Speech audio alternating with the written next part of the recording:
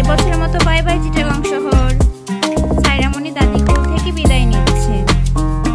আমরা চলে আসছি ইম্পেরিয়াল এক্সপ্রেসে। আমাদের বাসও চলে আসছে। ছোট্ট সোনামণি হাতে আমরা বাসে ওঠার জন্য বের হয়ে গেলাম। সার্টেনলি গ্রিন লাইন আমাদের বাসের সঙ্গে আচমকা ধাক্কা দিয়ে দিল।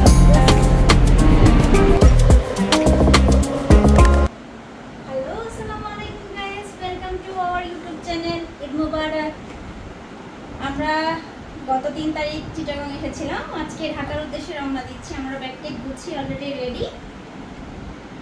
ইতিমধ্যেই আমরা দেখতেছিলাম আজকে আমাদের শেয়ার করা ইউটিউব চ্যানেলে কিছু ভিডিও। বাবা কিসে বাবা তুমি চলে যাবে? তুমি আমার বাসা আবার চলে যাবে? তুমি দাদুমণি সবাইকে রেখে চলে যাবে?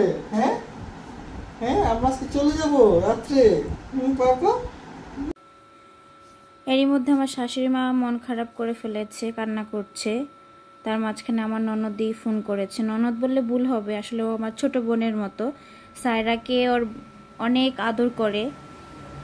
আমার শাশুড়ি মা বললেও ভুল হবে, উনি আসলে আমার মায়েরই মতো। আমার তো মা নেই, ওনাকে আমি মা হিসেবেই দেখি। উনি সায়রাকে খুব আদর করে।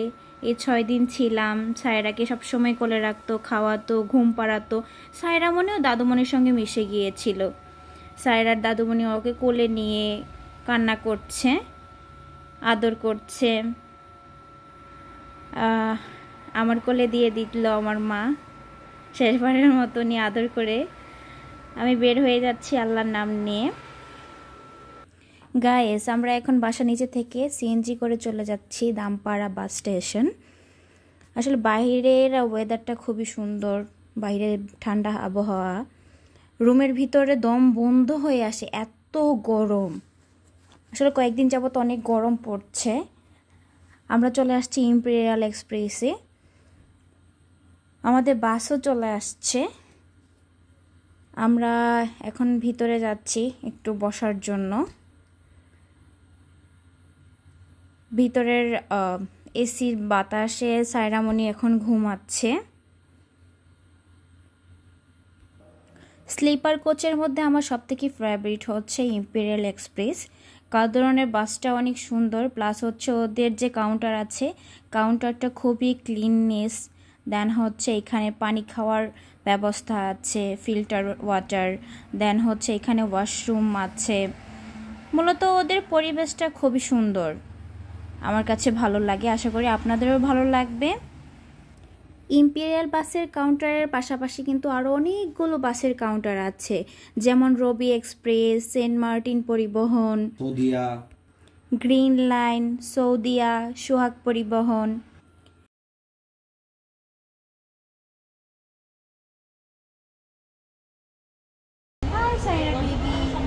তুমি এখন বাস কাউন্টারে বাসের জন্য অপেক্ষা করছো?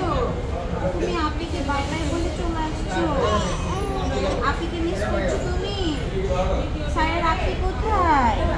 পিপি কোথায়? তুমি পিপিকে মিস করছো, আপিকে মিস করছো। হ্যাঁ, দুজনকে মিস করছো তো। এখন তুমি কোথায় যাচ্ছ মামা? কেন তুমি মামা মিস করছো না? তুমি হ্যাঁ, তুমি মিস করছো না? সবাইকে মিস করছো তুমি? তুমি পাপা দিকে তাকিয়েছো? হ্যাঁ, তুমি আমাকে মিস করছো? তুমি চলে যাচ্ছ? তুমি অনেকদিন ছিল এখানে বাবা? বলো, আমি দীর্ঘ 6 দিন এখানে ছিলাম। আজকে আমি নানা ভাইয়ের বাড়িতে যাব। তুমি এটা কি লাগাইছো মা হাতে? ঈদের মেহেদি লাগাইছো তুমি? ঈদ লেখা, আল্লাহ কি সুন্দর। এই তো পাপা তুমি দেখাচ্ছ। এই মেহেদিটা যে সাইরাকে কে এনে দিয়েছে?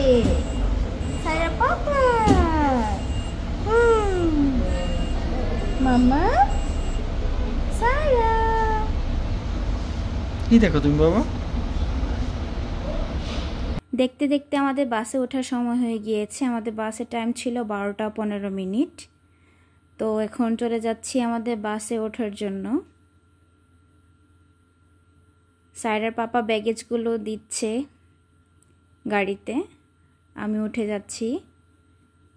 আমাদের সায়রামণিও তাকিয়ে আছে। গাড়িতে উঠে গিয়েছি।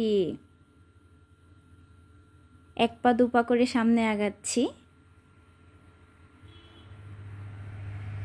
চলে আসলাম আমাদের সিটে। সার্টেনলি কিসের যেন একটা আওয়াজ হলো। ওহো, গ্রিন লাইন বাস আমাদের ইম্পেরিয়াল বাসকে আচমকা একটা ধাক্কা দিয়ে দিল। আমাদের সাইরা সোনামণি তাকিয়ে আছে, ও ঘুরে ঘুরে দেখছিল বাসের ভিতরে কীরকম ডিজাইন। বাসের পেজটা খুবই সুন্দর, এখানে এক্সট্রা পিলো দেয়া আছে, কোলবালিশ দেয়া আছে, দেন হচ্ছে ব্যাগ হ্যাঙ্গিং করার সিস্টেমটা অনেক সুন্দর।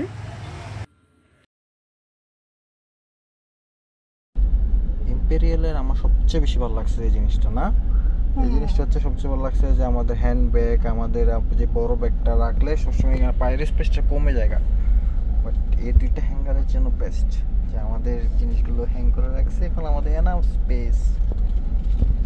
আবার কোলবালিশও দিচ্ছে একটা সুন্দর। আমরা এক ঘুমে চলে আসলাম আব্দুল্লাপুর। ঘুমের মধ্যেই ছিলাম, এত ঘুম যে কুমিল্লা ব্রেক দিয়েছিল বাস, নামার সময়ও পাইনি।